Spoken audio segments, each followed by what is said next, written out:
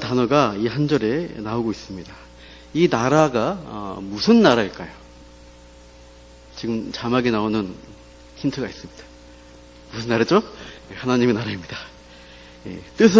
뜻이 이루어진다. 뜻은 무슨 뜻일까요? 하나님의 뜻이죠. 너무 쉽죠? 그래서 우리가 다 끝났습니다. 네, 정리가 됐는데 이 주기도문의 한 문장입니다. 그래서 하나님의 나라가 임하기를 구하는 기도이고요. 하나님의 뜻이 하늘에서 이루어진 것처럼 이 땅에서도 이루어지기를 구하는 간구의 내용인 것이죠. 그래서 하나님 나라라는 주제가 오늘 설교의 주제인데요.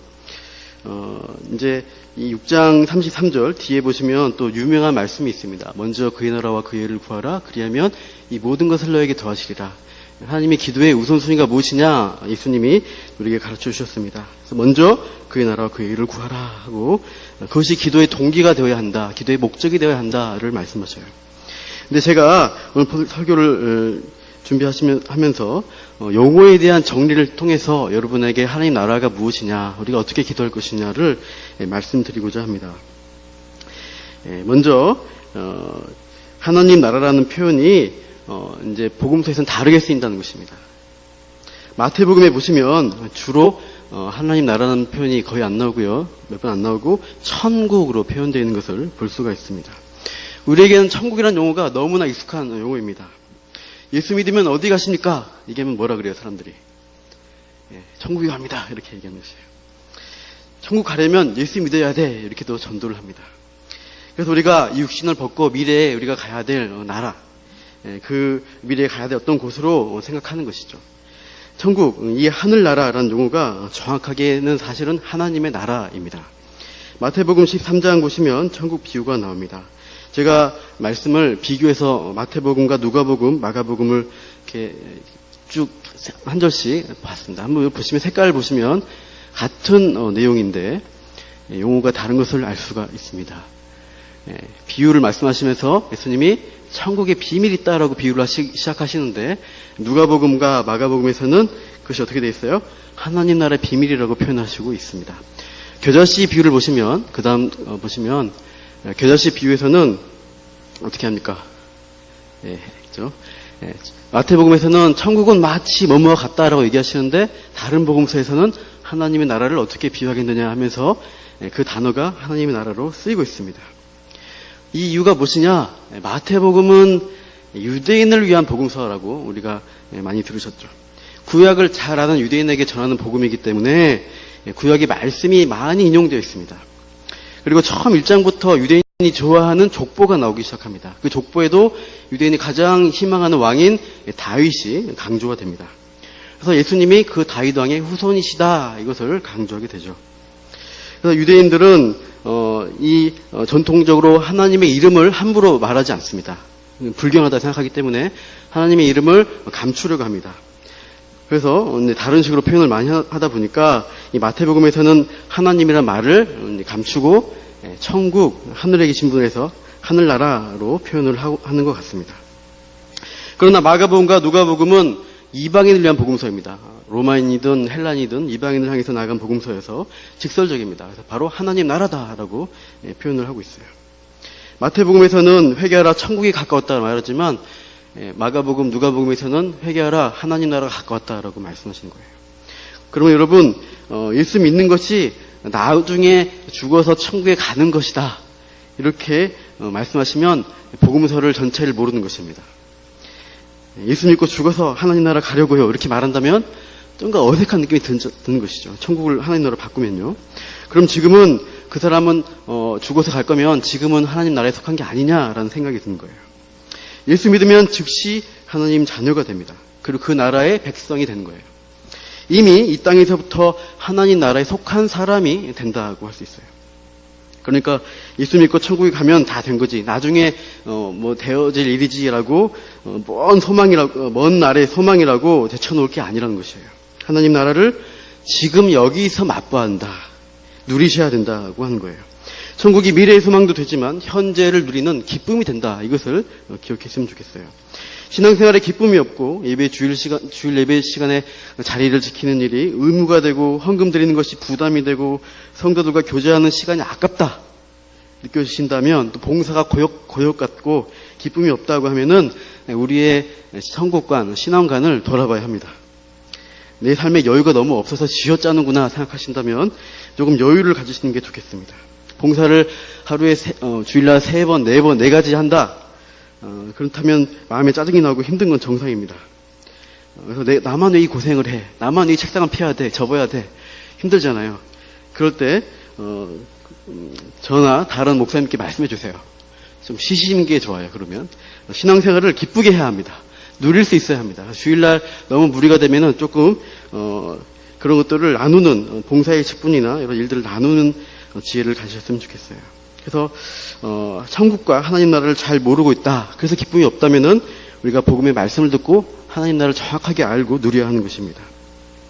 이번 해피데이에 VIP 태신자만 위한 집회가 아니에요. 우리에게도 주신 말씀이 있습니다. 그 메시지 가운데 우리도 하나님의 사랑과 만족을 듣고서 누려야 됩니다.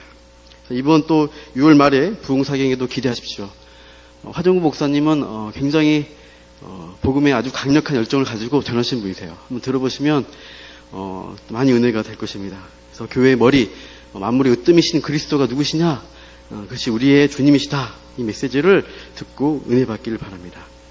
마리아처럼 듣는 기쁨, 하나님의 그 사랑의 음성을 충분히 듣고 누리는 저와 여러분 되기를 축원합니다. 그래서 하나님 나라를 현재 이 땅에서 누려야 한다. 이것이 우리의 권리의 측면이라면 하나님 나라에 대한 의무의 측면도 있습니다. 사명이라고 할 수 있습니다. 또다시 제가 용어의 정리를 하겠습니다. 하나님 나라라는 단어로 지금 제가 말씀드렸는데 이 용어의 번역이 미흡합니다. 본문에 나라가 임하옵시고 라고 되어 있어요. 여러분 그냥 나라라고 표현하면 어떤 느낌이 드세요? 그냥 우리나라, 대한민국 국가 이런 생각이 드는 거예요. 우리나라의 이 한반도에도 반이라는 영토 안에 대한민국 한민족이 살고 있고 또 뭐 지금 박근혜 대통령을 다스리고 있는 그런 나라다. 그냥 그렇게 생각됩니다. 국가의 3요소 할 때 지금도 사회교과서에서 영토와 국민과 주권이다 이렇게 가르치고 있어요. 그냥 그런 나라 아니냐 생각이 들 텐데요. 현대 국가에서는 그냥 그런 나라로 생각됩니다. 그러나 마태복음이 쓰여진 그 시대에서는요. 나라라고 하면 떠오르는 이미지가 왕국입니다. 왕이 다스리는 나라입니다. 이 본문 나라라는 원어가 바실레이아 해서 나라, 왕국, 왕권, 통치라는 뜻을 가지고 있습니다. 그런 면에서는 영어 성경의 번역이 훨씬 잘 되어 있습니다. 영어를 말씀드려서 죄송합니다. 들으실 분만 들으십시오. 킹덤 오브 갓이라고 합니다. 영어로는 킹덤 오브 갓입니다. 하나님의 왕국이라고 번역을 합니다. 왕이 통치하는 왕국의 개념이 하나님 나라의 핵심 개념입니다. 왕국 건설에서 가장 중요한 것은 왕이에요. 왕이 있어야 왕국입니다. 왕이 있고 왕의 통치가 미치는 그 영토를 왕국이라고 하는 것이에요. 왕 혼자만 있고 왕 혼자 명령하고 이런다 그러면은 좀 이상한 왕이겠습니다. 어린 왕자에 보시면 어린 왕자가 여행을 떠나서 제일 처음 방문하는 혹성이 왕 혼자 사는 혹성이었어요. 아주 조그만 나라. 거기서 계속 이제 명령을 혼자 하는 거죠. 해야 져라, 네가 이리 와라 명령하는데 혼자 하지만 듣는 사람이 없으니까 굉장히 이상한 왕이죠. 왕국이 되려가면 물론 통치받는 백성이 필요하다는 것이에요. 통치받는 백성이 있어야 하는 것이 왕국인데, 근데 그 나라가 잘 되기 위해서는 선결 조건이 왕인 어떤 사람이냐 하는 게 중요합니다. 어떤 왕이 통치하느냐, 어떤 왕이냐에 따라 그 왕국의 성격이 완전히 달라집니다. 여러분 10,000원짜리 지폐 보시면 요즘은 할머니가 더 좋은데 예전에는 할아버지 10,000원짜리가 좋았습니다. 배춧잎. 거기 계신 분이 누구예요? 세종대왕이죠. 성군이시죠. 그분이 다스릴 때는 이 땅에 조선 땅에 굉장히 평화와 안정을 번영을 누렸습니다. 그러나 조선 왕조 중에 연산군이나 수양대군이 집권할 때 어떤 일이 있었어요? 피바람이 불었어요. 온 나라에 피바람이 불고 많은 사람이 죽어나갔습니다. 적법한 왕이 아니라 불법으로 왕위를 쟁탈하려고 하거나 또 폭정을 일삼는 경우에는 백성이 다 피폐해지는 거예요. 성경에서도 적법하고 정통성 있는 왕을 세우는 게 그것을 목적으로 하고 있습니다. 누가 바른 왕이냐, 누가 합당한 왕이냐 이것을 질문합니다. 요즘 새벽기도 때 하는 본문이 사무엘서입니다. 백성들이 사무엘에게 왕을 달라 이렇게 요구를 해요. 그래서 이제 누가 세워집니까? 사울 왕이 초대 왕으로 세워집니다. 그러나 사울왕은 합당하지 않은 왕으로 판명이 돼요. 나중에 다윗이 하나님 마음에 합한 왕이다고 인정받습니다. 이스라엘 백성이 사무엘에게 왕을 달라고 요구하는 그 요구 자체가 틀린 것이 아닙니다. 하나님은 왕국을 세우는 것을 거부하시지 않았습니다. 신명기 17장을 보시면 하나님이 이렇게 말씀하시죠. 제가 읽어드리면 17장 14절에 우리 주위의 모든 민족들 같이 우리 위에 왕을 세우겠다는 생각이 나거든 반드시 내 하나님 여호와께서 택하신 자를 내 위에 왕으로 세울 것이며 내 위에 왕을 세우려면 내 형제 중에서 한 사람을 할 것이요 내 형제 아닌 타국인을 내 위에 세우지 말 것이며 병마와 아내와 은금을 많이 두지 말라. 이렇게 왕에 대한 규례가 이미 있습니다. 그럼 뭐예요? 앞으로 왕을 가나안 땅 가서 이들이 왕국을 세워야 한다. 이 말씀을 미리 하신 거죠. 분명히 하나님 계획 가운데 이스라엘의 왕국을 세우겠다는 뜻이 있으셨습니다. 그러나 사무엘에게 백성들이 왕을 달라 요구할 때 하나님 왜 이렇게 싫어했을까요? 그것은 왕을 요구하는 동기가 틀렸습니다. 사무엘상 8장 5절 보시면 한번 보여주시죠. 이렇게 되어 있습니다. 같이 한번 읽어볼게요. 시작.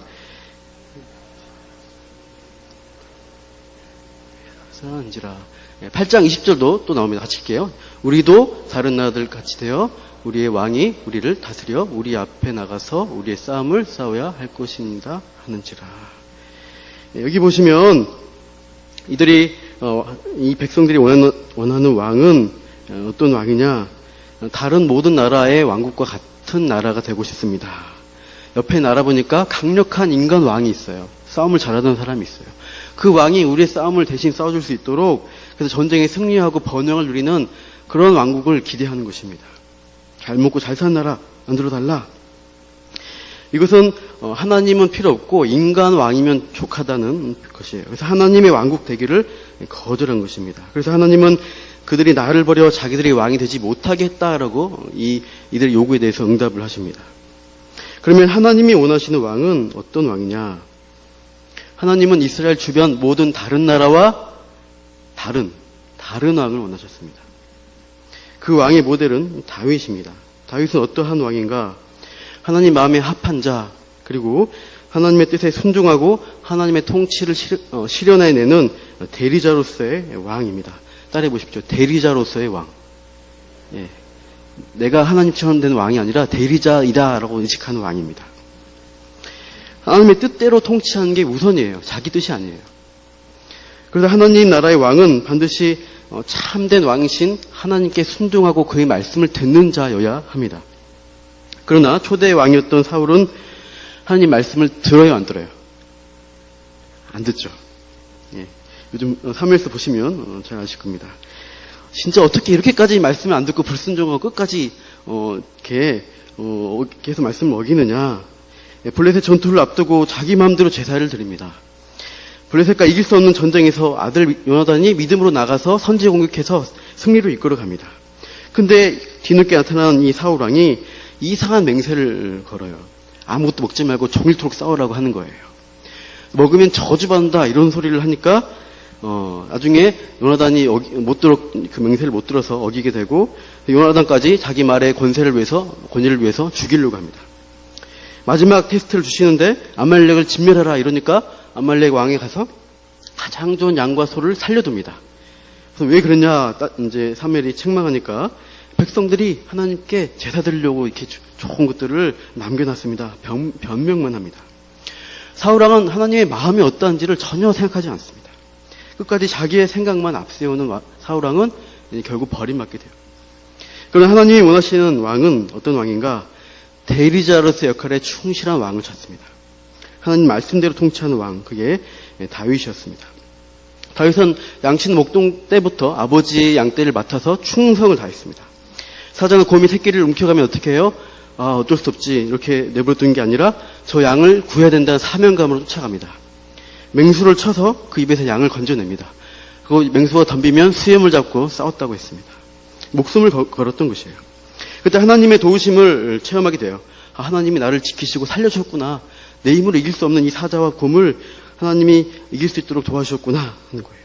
그래서 그 믿음의 체험을 가지고 어떻게 합니까? 하나님의 이름과 영광을 위한 삶에 충성하겠다. 그래서 하나님의 군대를 모욕하는 골리앗의 말을 듣고 거룩한 분노를 가지고 나아갑니다.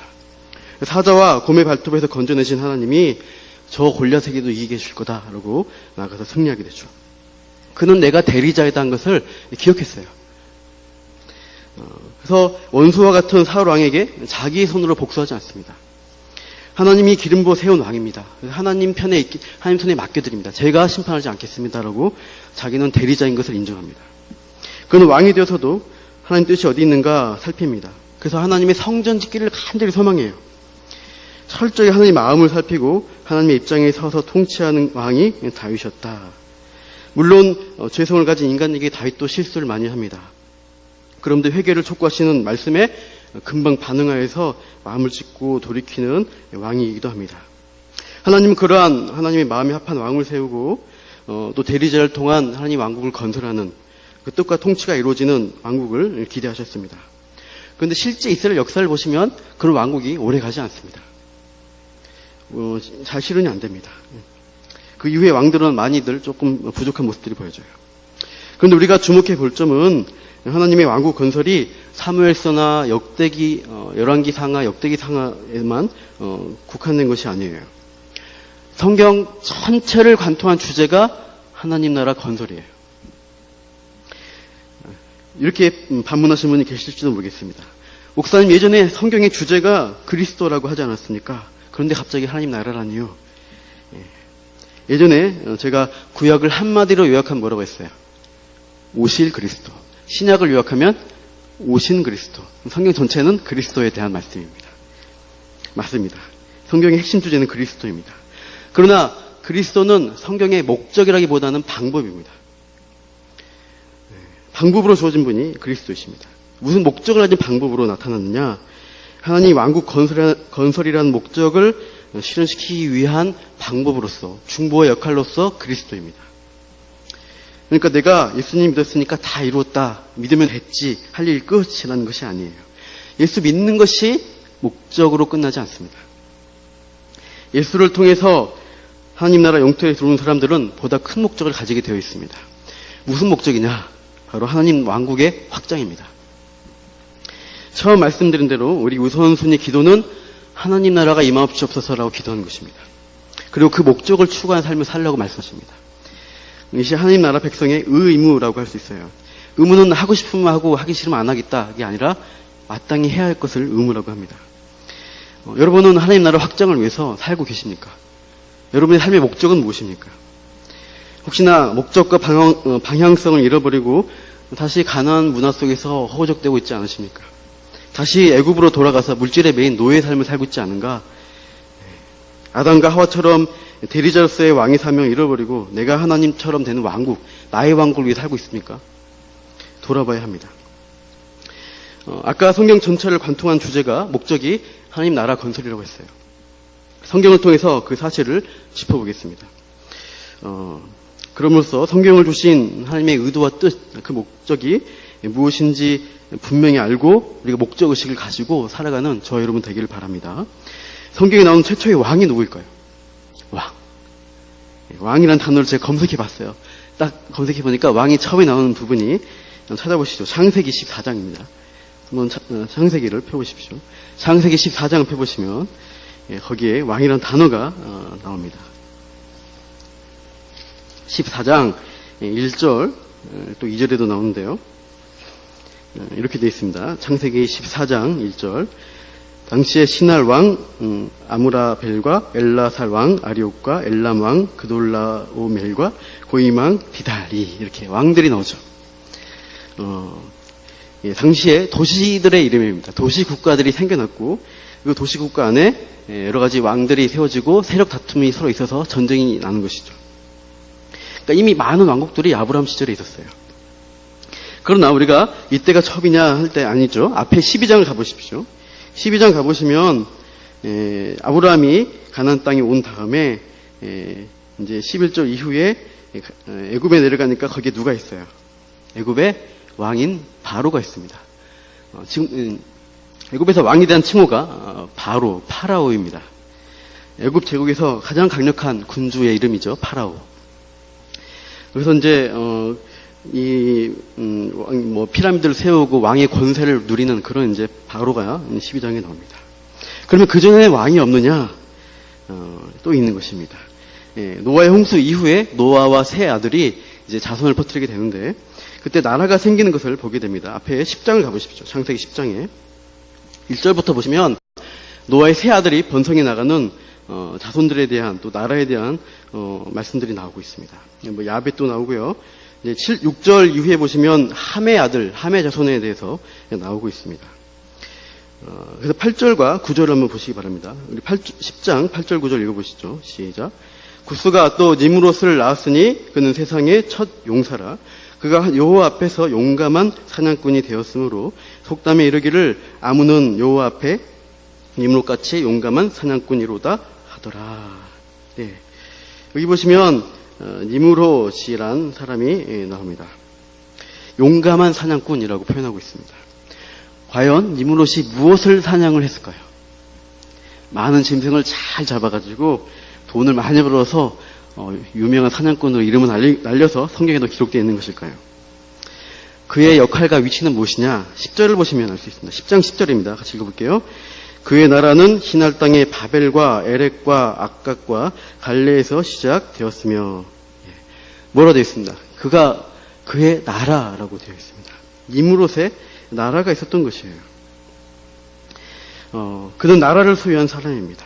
그것도 하나가 아니라 여러 도시국가들을 많이 소유한 사람이고, 또 여러 큰 성을 이루는 나라를 건설했다라고 12절 마지막에 보시면 나오고 있습니다. 큰 성읍이다. 그는 최초로 사실상 제국을 만든 사람입니다. 모든 나라를 모아서 하나로 만들 때 제국이 되는 것입니다. 모두 제자죠. 모든 나라를 내 거다. 그러기 위해서는 제국을 만들려면 어떻게 해야 할까요? 각 도시에 지도자들이 있고 내가 왕이다, 추장이다 이런 사람들이 있을 건데 그 사람들을 어떻게 해야 니므롯 밑으로 들어오게 될까요? 가만히 있으면 안 들어오죠. 말을 안 들으면 어떻게 해야 돼요? 때리고 접해가지고 자기 밑으로 오든지 아니면 끝까지 말 안 들으면 이렇게 죽여야 됩니다. 니므롯은 사실상 인간 사냥꾼입니다. 9절 뒤에다 9절에 보시면 그가 요 앞에서 용감한 그 뒤에 사냥꾼 앞에 인간을 넣으시면 됩니다. 인간. 요 앞에서 용감한 인간 사냥꾼이었다는 것이 니므롯의 정체입니다. 제국의 황제와 같은 지위에 오른 니므롯이 어떤 일을 벌이느냐. 이제 많은 사람들을 죽이고 위협해가지고 한 나라로 모으고 힘을 결집합니다. 그리고 11장에 보시면 바벨탑을 건설하는 내용이 나오는데요. 그 장소를 한번 보십시오. 바벨탑 11장 2절입니다. 11장 2절을 보시면 거기에 그들이 동방으로 옮기다가 시날 평지를 만나라고 되어 있습니다. 시날 평지가 나오는데요. 10장 10절을 보시면 아까 봤던 10장 10절 그의 나라가 어디서 시작해요? 시날 땅의 바벨에서 시작합니다. 단순히 바벨탑이 아니라 11장의 4절 보시면 성읍과 탑이라고 말씀되어 있고 8절엔 도시를 건설했다고 합니다. 이 시나평지 중앙에 바벨이라는 그 도시에 제국의 수도와 같은 큰 도시를 건설하는 것입니다. 그리고 그 제국의 이름은 바벨론, 옛날 처음 바벨론 제국이었던 것이고 그 나라의 왕은 바로 니므롯이었습니다. 이렇게 한 나라 인간의 제국의 왕인 니므롯이 이 성경에 기록되어 있습니다. 힘으로 다스리는 왕, 가장 최초의 강력한 제국의 모습을 우리가 보게 되는데요. 그러면 하나님의 나라는 어디 있을까요? 인간 나라는 많이 보이는데요. 하나님의 나라는 어디 있을까요?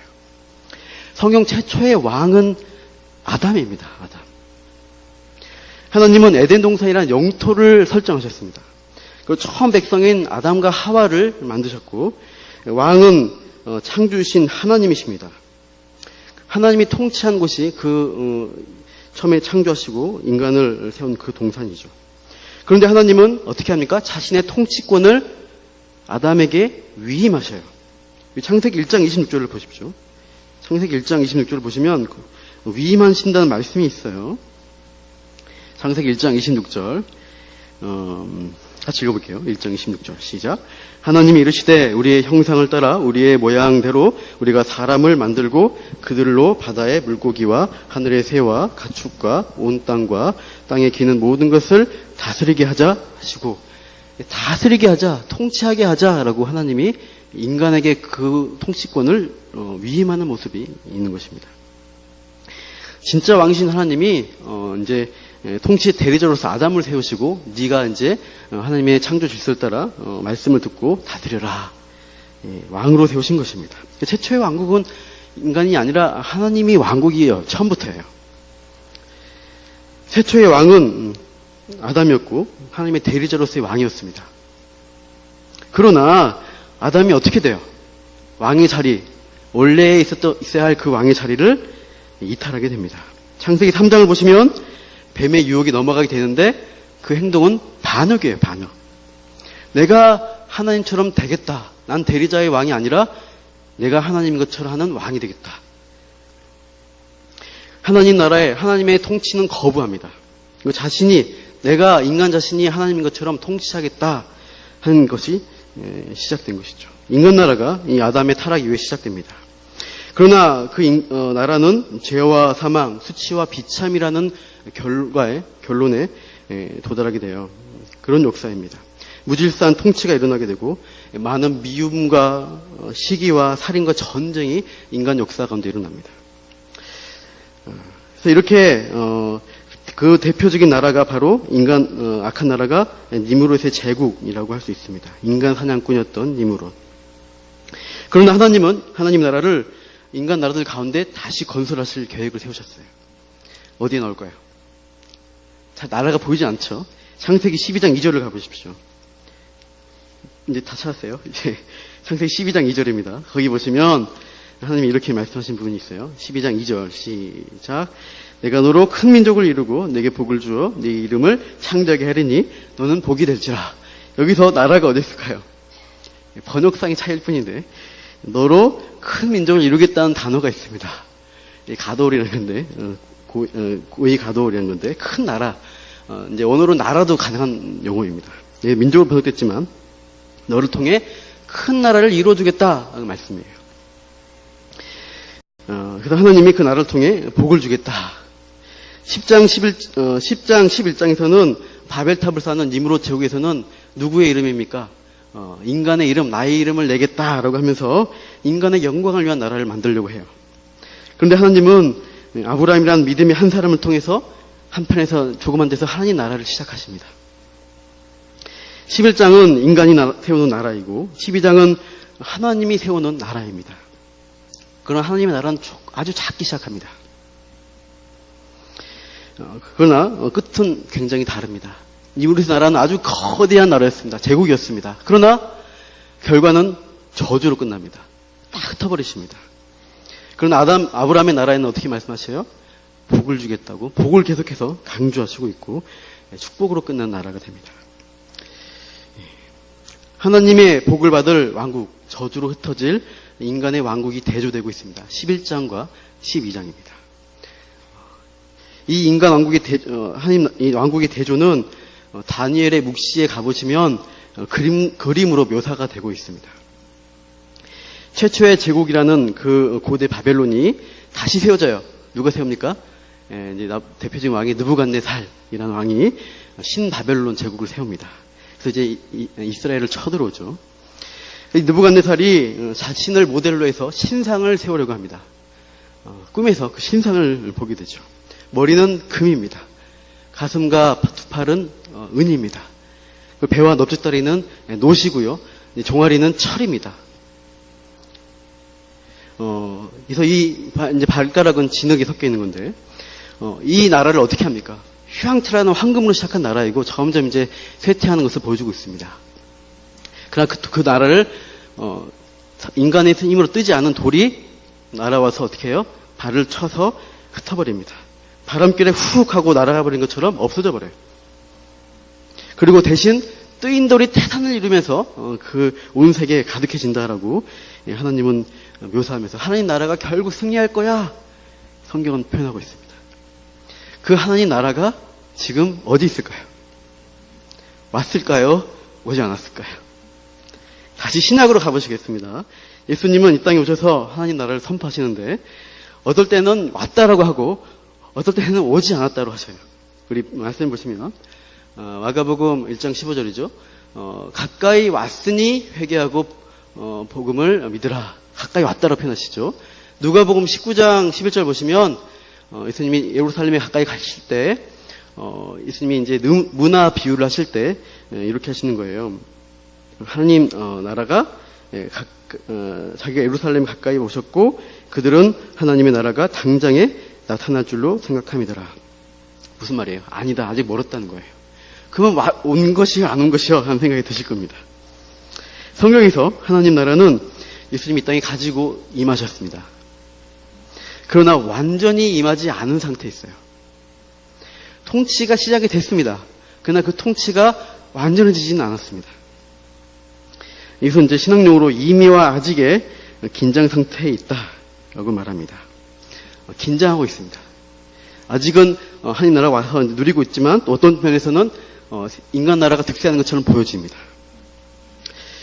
그래서 우리가 어디에 소속되느냐 이 싸움 상태에 있다는 것을 성경은 말씀하시고 있어요. 그래서 우리가 이 하나님 나라와 인간 나라의 싸움이 지금도 진행되고 있는데요. 우리가 소속이 어디냐를 분명히 해야 합니다. 여러분 소속이 어디십니까? 국적이 어디세요? 대한민국 국적이십니까? 대한민국 좋은 나라인데 복지가 잘 돼 있어서 나는 미국인이다, 나는 중국인이다 국적이 있습니다. 영적인 눈으로 볼 때 두 가지 국적이 있어요. 인간 나라에 속할 거냐, 아니면 하나님 왕국에 속할 거냐. 에베소서 2장 1절에서 3절을 보시면 우리의 두 가지 상태를 보여주고 있습니다. 너무 긴데 2절을 읽어보시죠. 2절 시작.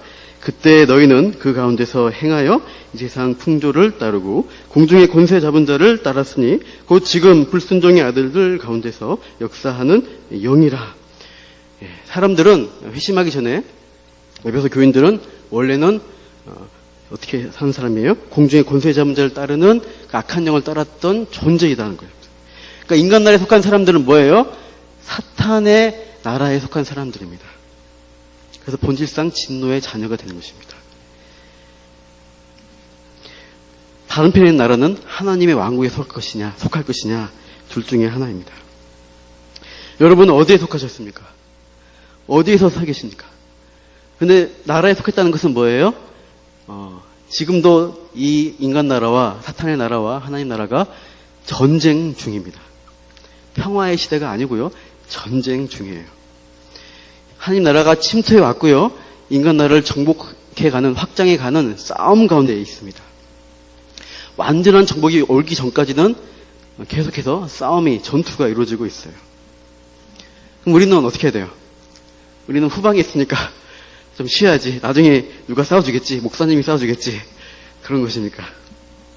성경에서는 우리를 뭐라고 부르냐면 군사다, 병사다라고 부릅니다. 디모데후서 보십시오. 같이 읽겠습니다. 디모데후서 3장 2장 3절 4절 시작. 너는 그리스도 예수의 좋은 병사로 나와 함께 고난을 받으라.